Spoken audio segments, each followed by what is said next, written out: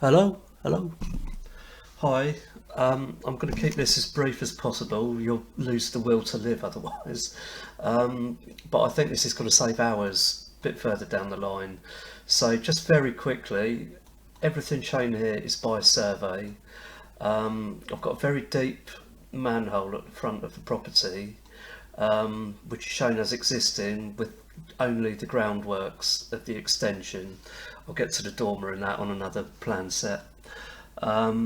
So I'm looking at a pad and beam with a pad there and a beam across to the house. If we need to put another pad there, it's not really worth doing. Might as well just, for obvious reasons, just do a trench fill. So could you price for that separately for me? That would be brilliant. So it's just pad. I want to step the pads up into normal height as we work away from that manhole, which is invert 2 meters exactly from ground level, and then just go to normal height and go back into a strip foundation if that's possible. Please tell me if it's not. Right, so that's that one. And then let's go down the floor on that. Um, da, da, da, da, Right, structural floor. This is the new floor structure. It's a typical 1960s bungalow. I've checked all the load bearing walls. That's load bearing, that's load bearing. So I just need a beam across there.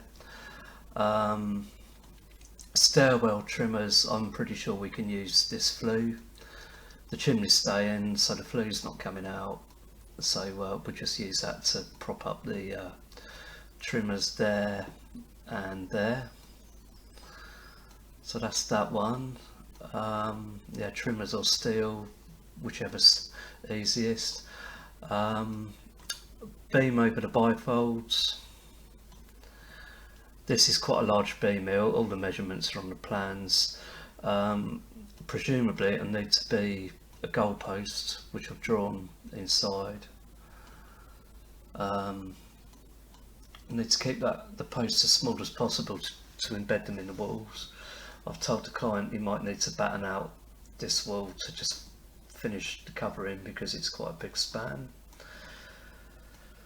So 2 posts for the ridge purlin on the load bearing wall there, and I want it on there because oh yeah, I should say that is a party wall there, so we want to stay away from that, including if we need a pad foundation, which I'm sure we do, then that needs to be eccentric or thereabouts.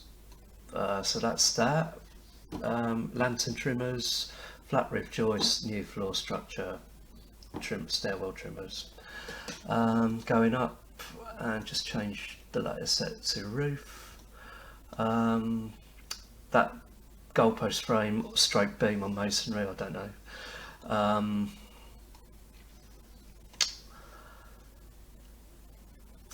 Shown with the dormer sat on top of it. Bifold door lintel at 3.9. Dormer roof joist. I'm just going to show you these three in a minute, a quirky little detail. Ridge purling on the posts. All this is existing, and I want to keep as much of it as possible, whether we have to double it up or sneak a few 6x2s between some of the rafters or form the doubles in 6x2s. I don't know, I'm not sure how much work these ashlar walls can do. I don't want any beams under the ashlar walls, just simply because they need to go into the party wall, and the neighbour's got mental issues, to be honest. We're just staying away from that particular issue on this job. Yeah, same with that. Not that one. No, it's only on the rear that it's a concern. But I don't want any. I don't want any beams in the party wall at all. So this is how I want it to work if it can be done.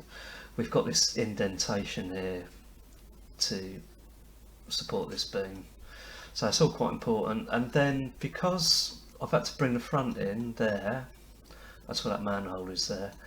I've had to drop the roof down. I've bumped the plate up a little bit just to minimise that gap. But to keep our ceiling height through the dormer, the best way I can find to do it is just reduce these joists down to 6x2s. Just there's only 3 of them, onto maybe a double there. I've shown it with some metal plates on all 3 of them. If I show you the furring detail, you'll see what I'm driving at. If I can find it, furrings. Yeah, so this is what we're going to be looking at. That's going to keep our max ceiling height in there and just have a bit of a quirky detail there that's going to be hidden by a fascia and a gutter across there. But yeah, so basically what I'm asking for there is either reduced depth with metal plates, or doubles, or I don't know, laminating structural ply to the sides of them, whatever. But it's only 3 of them, so then the rest are whatever they're going to be. Obviously the shallower the better, but they have to do that span.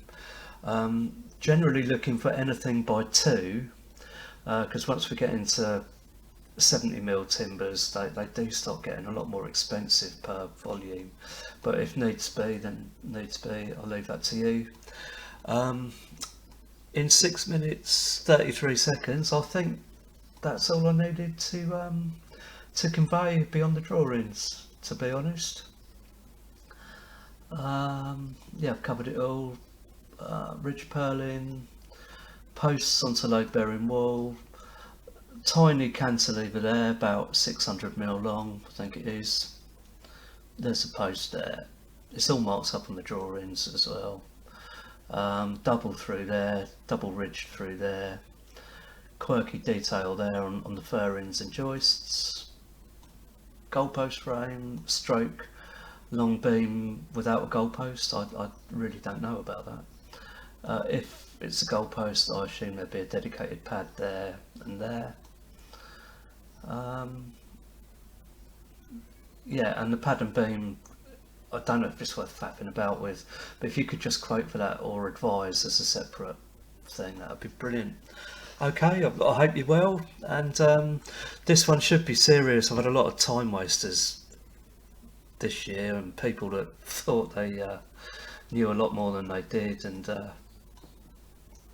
but this one they've already paid building control and they want it done by Christmas, so I don't think this will be a time wasting exercise. I hope not. I think I'll throw in the towel if it is.